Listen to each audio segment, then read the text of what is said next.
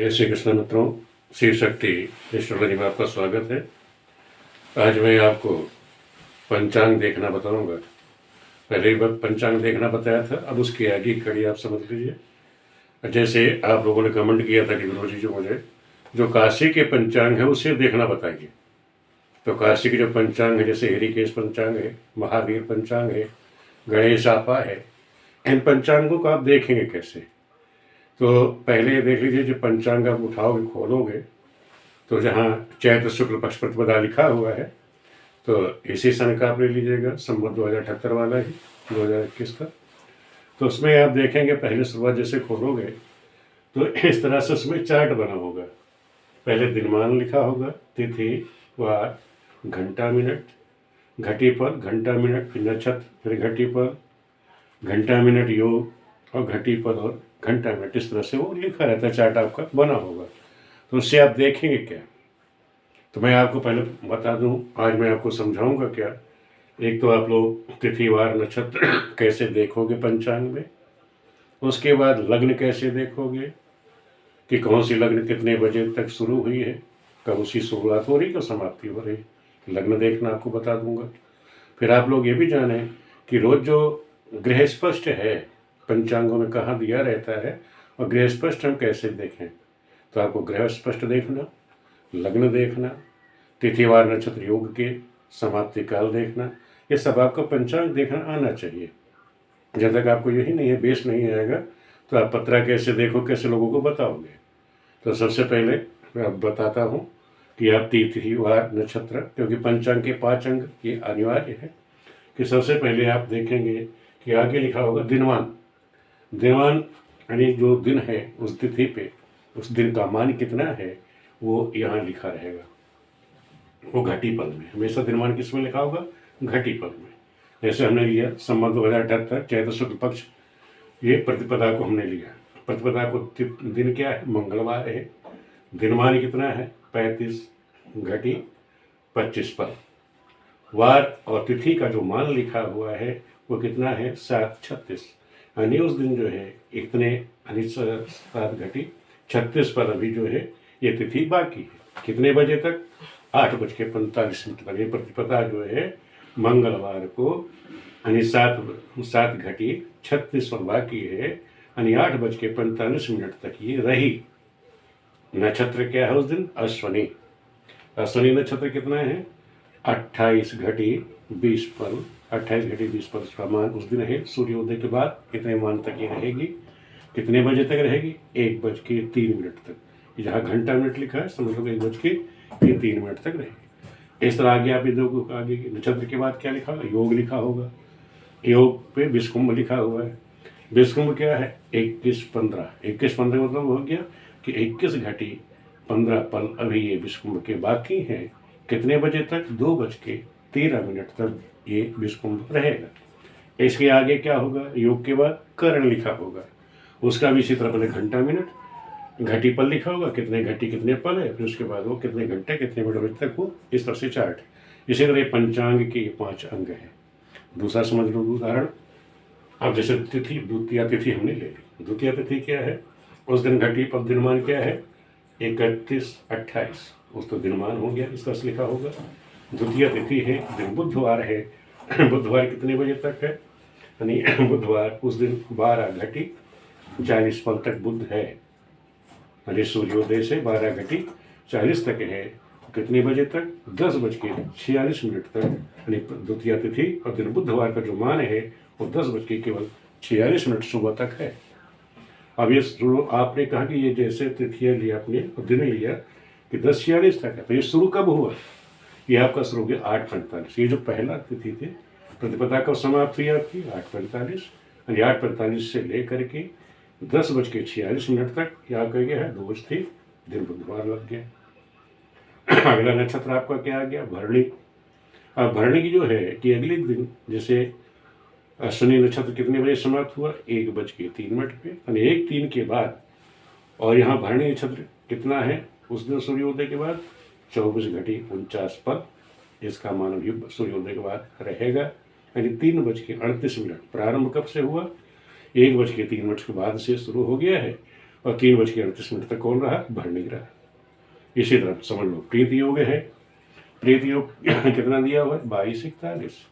22:41 का मतलब हो गया कि 22:41 तक अभी रहेगा, सूर्योदय से 22:41 तक रहेगा, यानी 2:46 तक ये प्रीति योग है। ये प्रारंभ कब हुआ? 2:13 के बाद, अगले दिन, पहले प्रतिपदा वाले दिन 2:13 के बाद प्रीति योग शुरू हो गया और 2:46 तक रहा।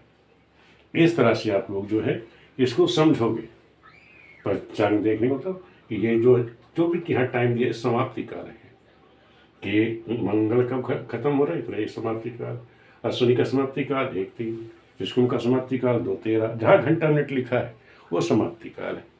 यानी अश्विनी के बाद जो घटी पर लिखा है इतना भी टाइम ये सूर्योदय से इतने घटी पर ये अभी बाकी है उसको समाप्त होने में। तो इस तरह से आप दिनमान, तिथिवार, नक्षत्र, योग, करण ये देखना सीखोगे।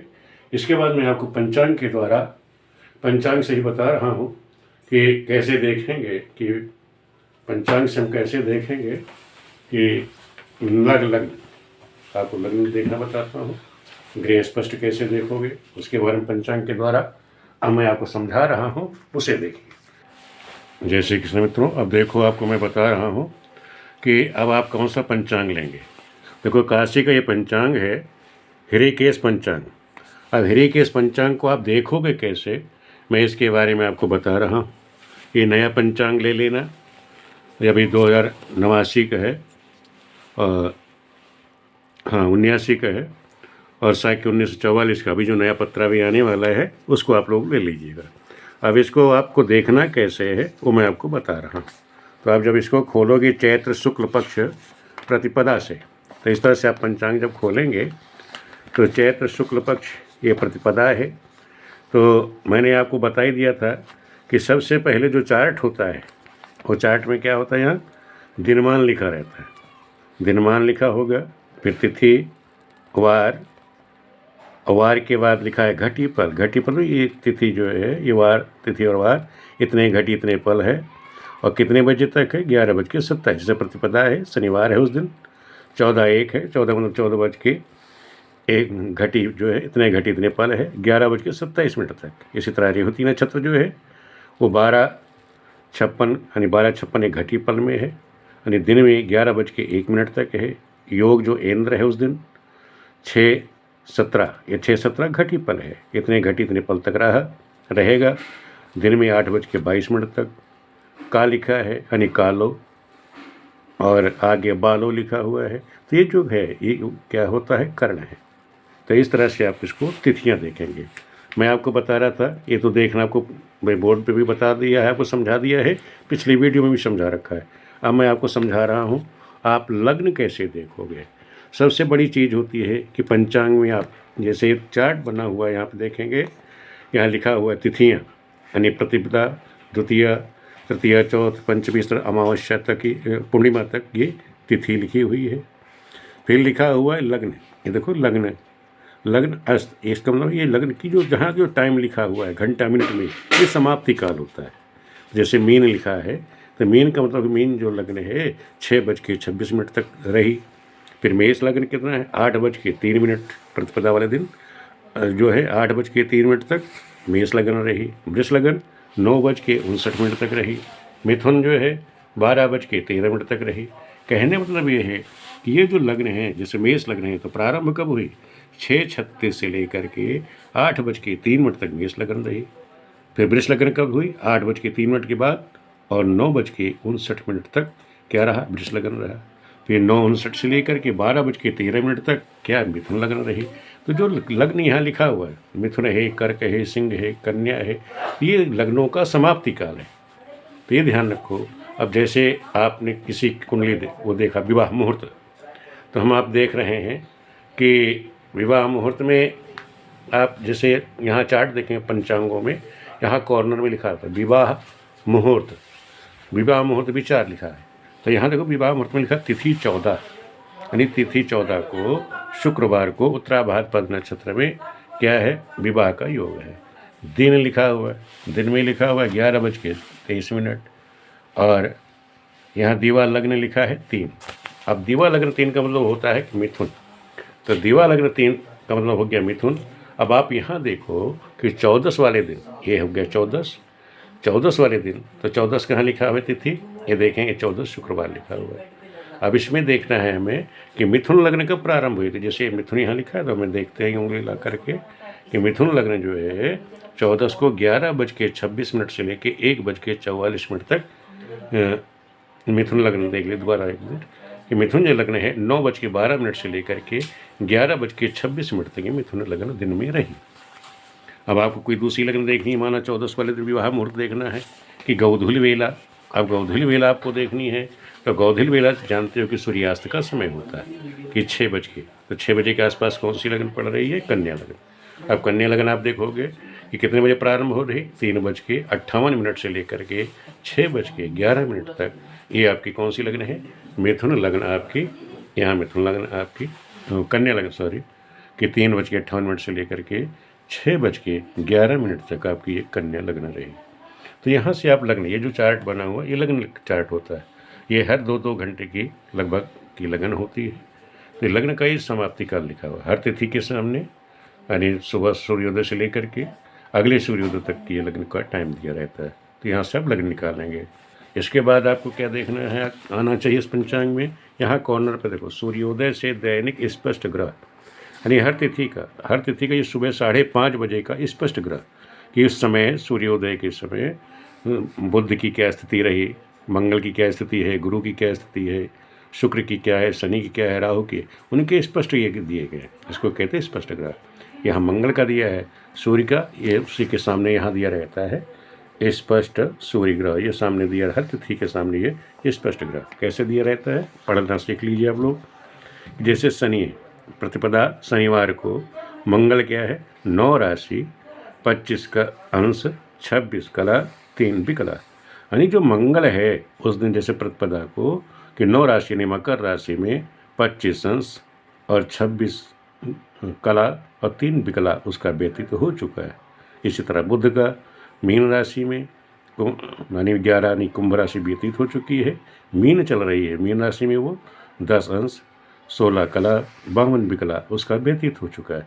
इस तरह से आप पढ़ेंगे, यानी हर सूर्योदय हर तिथि पे हर ग्रहों का, सभी ग्रहों का जो है उन्होंने स्पष्ट जो उदय होती है उस समय क्या क्या स्थिति रही, स्पष्ट ग्रह क्या है 5:30 बजे के लिए। जब कोई बच्चा जन्म लेता है तो उसके जन्म का अंतर में मैंने आप लोगों को स्पष्ट ग्रह निकालना सिखा रखा है, उस विधि से आप कर सकते हैं। लेकिन ध्यान रखो हर सूर्योदय के समय ये सभी ग्रहों का ये स्पष्ट ग्रह समय दिया हुआ है। यहाँ से लगन आप निकालेंगे, यहाँ से स्पष्ट ग्रह आपका सूर्योदय का रहेगा। पंचांग देखना मैंने आपको बता दिया कि पंचांग में यहाँ पहले दिनमान, तिथिवार, उसका समाप्ति काल, नक्षत्र का समाप्ति काल, योग उसका समाप्ति काल और करण उसका समाप्ति काल, यानी पंचांग के 5 चीज़ें समाप्त है। और इसी पंचांग के यहाँ कॉर्नर में यहाँ पे विवाह मुहूर्त लिखे रहते हैं, यहाँ पे दिया हुआ है। जैसे यहाँ तिथि मुहूर्त बता दिया आपको कि 14 से है, 14 को दे दिया। उसके बाद तिथि 15 में भी दिया है हुआ है, लेकिन मृत्यबाण योग लिखा हुआ है इसलिए वहाँ उस दिन मुहूर्त नहीं है। आगे अगर आप देखना चाहोगे मुहूर्त में, इस तरह की मुहूर्त तालिका बनी रहती है, इन पंचांगों में मुहूर्त तालिका दे रखी है। अब जो भी बच्चे का मुहूर्त निकाल रहे हैं कैसे निकालना है वो वीडियो मैंने आपको बना के दिखा रखी है, उससे आप लोग सीखेंगे। और इस पंचांग में देखेंगे कि यहाँ कुछ लिखा हुआ है, क्या लिखा रहता है, हर तिथि के अनुसार कौन सी मुहूर्त किस तिथि में क्या मुहूर्त है वो आप पढ़ सकते हैं। जिस तिथि प्रतिपदा है उस दिन शनिवार है, रेवती है, सूर्य की युक्ति है। द्वितीय तिथि में क्या है, रवि अपनी अश्विनी नक्षत्र में है, सूर्य भोग्य है, तो भरणी नक्षत्र है। तो इस तरह से तिथियों पे आगे आप पढ़ोगे तो ये यहाँ कभी मुहूर्त कर दिया है, कभी क्या मुहूर्त है कि है, उसके बारे में भी लिखा रहता है कि जैसे 14 को आप देख लोगे कि तिथि 14 उस दिन मुहूर्त है, तो तिथि 14 में शुक्रवार है, उत्तराभाद्र नक्षत्र है, सूर्यवेद है, किंतु चंद्रमा के द्वारा आयुक्त व अशुभ है। तो लेकिन इस तरह से मुहूर्तों के बारे में पूरी जानकारी भी यहाँ पंचांगकर्ता ने दे रखी है। तो ये सब भी आप लोगों को पढ़ना आना चाहिए कि ये सारी चीज़ें आप लोगों को देखें। और ये जो चार्ट दिया रहता है ये साप्ताहिक है, ये साप्ताहिक दिया हुआ है। जैसे अष्टमी शनिवार को ये साप्ताहिक पहले इसी तरह चार्ट बनाए जाते थे और इसी से गणना ज्योतिषी की जाती थी। लेकिन आजकल सूक्ष्म हो गया कि हर तिथि हर दिन सुबह सूर्योदय के समय का ग्रहों का स्पष्ट दे दिया जाता है। तो इस तरह से आप पंचांग देखना सीखेंगे। और लग्न भी बता दिया आपको कैसे आप पंचांग देखेंगे। अगर अब भी पंचांग देखने में आप लोगों को कोई दिक्कत आ रही है तो बिल्कुल कमेंट करिएगा, मैं आप लोगों को पूरा पंचांग देखना सिखा दूंगा। वीडियो देखने के लिए आप सभी मित्रों का बहुत बहुत